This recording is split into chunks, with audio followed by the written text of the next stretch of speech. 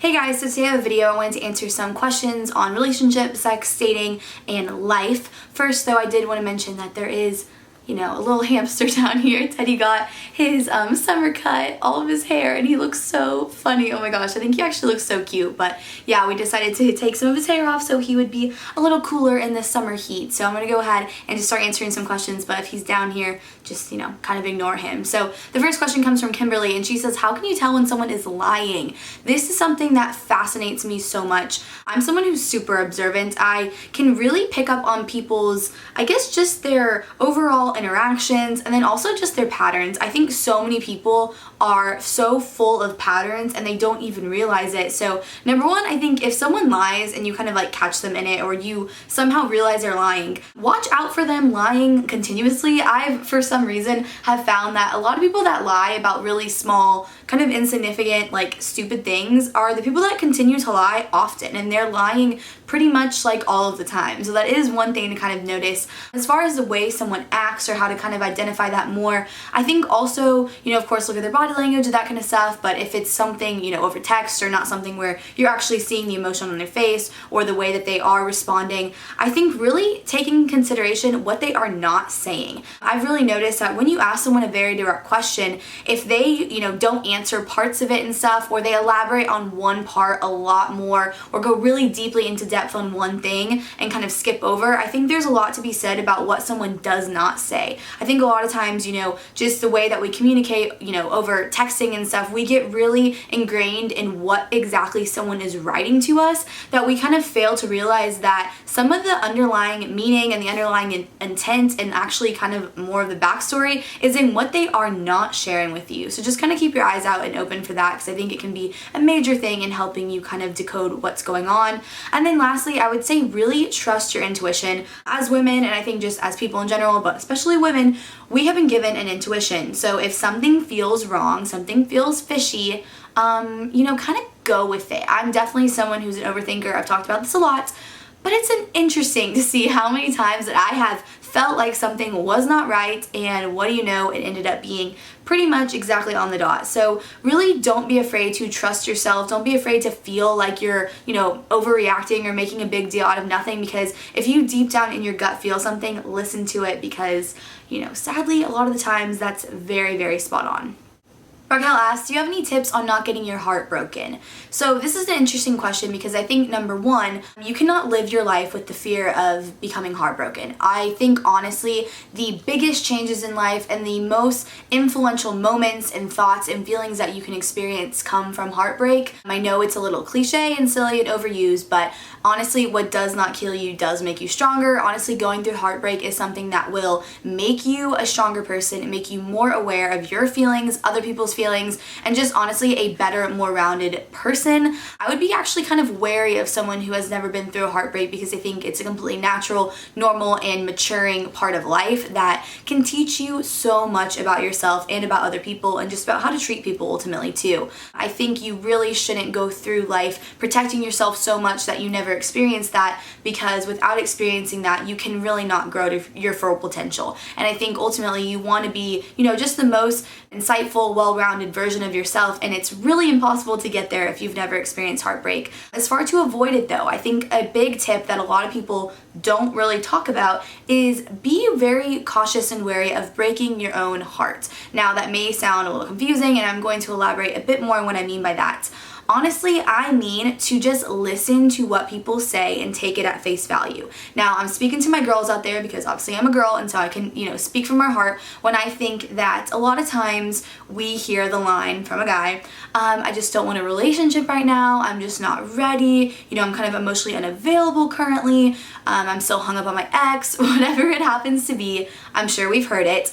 And the major thing that I see in so many of my friends, and I mean, I have been guilty of this before, is hearing those words, those phrases, and thinking, oh, I can be the one to change his mind, to break through to him, to ultimately get to his heart, get to the core of his feelings, and create something amazing. And it's going to be magical, it's going to be special, and it's going to be something that I had to work really hard to get to, but it's going to be so worth it in the end. And my biggest advice would be, don't do that. Of course, I think, give people chances and believe in the best in people and give people the benefit of the doubt, but do not break your own heart willingly by giving someone more credit than they deserve, by giving them more chances than they deserve, and by also failing to listen to when someone tells you something, because trying to, convince a guy to be with you or sticking around for periods of time after you've been told that that's not going to happen or they don't want that is only going to lead to you having your heart broken in a situation that was completely avoidable. And I think this is so natural, and honestly, this is such a common thing that women do because we want to fix people, we want to nurture and love them, and we often believe that our love, our attentiveness, our feelings, and also our loyalty to stick around from people that seem troubled or people that seem, undecided or making up their mind about us, we ultimately think that we can express our worth to them, and that one day they're going to wake up and realize that we are perfect for them and that they want to be with us and they're in love with us and all this stuff. And I can just honestly tell you that that is exhausting, that is not fair to you, and that's honestly just wasting your own time that could be better spent on someone that does have their mind made up about you. I do understand that people go through things in life where they need time, they need space, they need understanding, and they need to get to that point on their own. And I think that's also a huge thing. You can never make someone realize something or feel something that they don't already know or feel themselves. And it's a huge lesson to learn, something I had to learn the hard way, but it's really, really true. And I think once you at least accept that and you're open to that, you will have a much easier time not having your heart broken, because you aren't going to be willingly breaking it by refusing to understand, respect, and, kind of accept what's going on when someone tells you something. Carter says, are there any love quotes that you think are really influential or interesting to think about?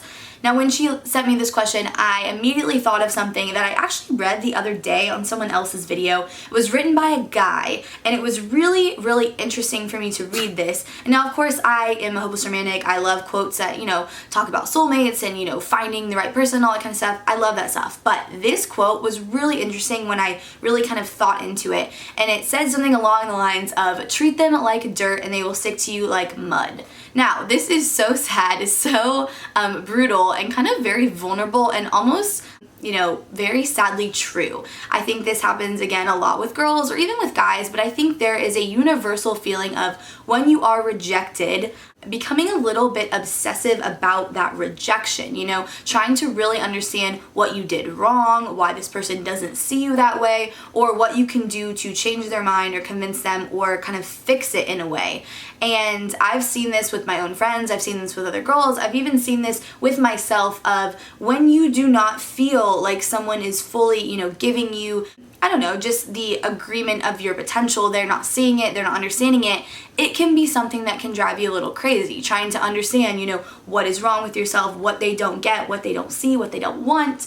But you really need to be mindful of this. And I think so many people say, oh, I would never do that. I would never allow someone to treat me badly and still continue to want to be around them or to entertain them or put up with it. But it happens so much, and it's almost a situation where you get into it, you get into the cycle of it, it goes on and on and on, and you don't even realize it until one day you wake up and you realize, wow, this person is treating me like dirt, and I have been stuck and addicted to that, and it's horrible and it's a bad situation to get in. But I think maybe if you've heard that quote, like I just mentioned it, maybe you kind of think about it before you get into a scenario like that, because when I heard that, I was like, whoa, that's so simple, but that's kind of eye-opening at the same time. And lastly, kind of elaborating on why I think people allow this, why I think people, stay in unhappy relationships or stay in situations that they're not satisfied with, that aren't the best for them, or that they deep down know is a situation that is wrong, is because when you are whole and you feel good about yourself, you feel confident in the person that you are, you honestly will not allow someone to treat you like you're only a fraction of yourself. And while that may sound like kind of poetic and cliche, it's very, very true. I can definitely look back on times in my life when I wasn't, satisfied with myself in some way. And I think that ultimately would lead me to think that maybe that was what I deserved in the moment, or maybe that was the best that I could get in the moment, or whatever it was. And, not to say that you should have an arrogance about you or a feeling like, oh, I deserve the best or something like that. It's not what I mean, but I do mean that when you know you're a good person, you take care of yourself, you're mindful of others, and you really work every day to improve yourself, you know, physically, mentally, spiritually, whatever it may be, and to just live your life knowing, like, when you go to bed at night, you did not hurt people. You tried to be the best version of yourself that you could possibly be. When you get into a scenario of someone else not seeing that, not viewing that, or not appreciating that, you will not allow it, because you will feel whole. You will not feel like you need to let someone see you for only a fraction or a sliver of yourself, because you, without them, are already whole. You don't need them to complete you. They can add to your life, but they're not someone that you need in order to be happy, in order to be successful, or in order to just be someone that is enjoying life. And I think once you come into that realization, you take it into your life, you're going to see such a world of difference. And I really hope that you're all able to do that, because I think everyone deserves that happiness, and everyone deserves that feeling of worth and that feeling of value. And I think it honestly starts with you. You cannot be happy with someone, cannot have a great, fulfilling, amazing relationship unless you truly love yourself and unless you're satisfied and happy with yourself. And the kicker is, when you go on this journey of becoming a better person, you know, bettering yourself and just ultimately making, you know, the potential that you have really apparent and really there, you're going to attract someone even better, because you're going to be the best version of yourself. So it's really a win-win situation. So that's it for today's video. Feel free to leave me any comments below if you agree with anything I said, if you disagree. I just really want to have an open discussion so it can hopefully help anyone that is going through these current situations or just wants to hear some other opinions. So that's pretty much it for me. That is bye from Teddy and myself, and we are wishing you a happy good night, and we'll see you later. Bye!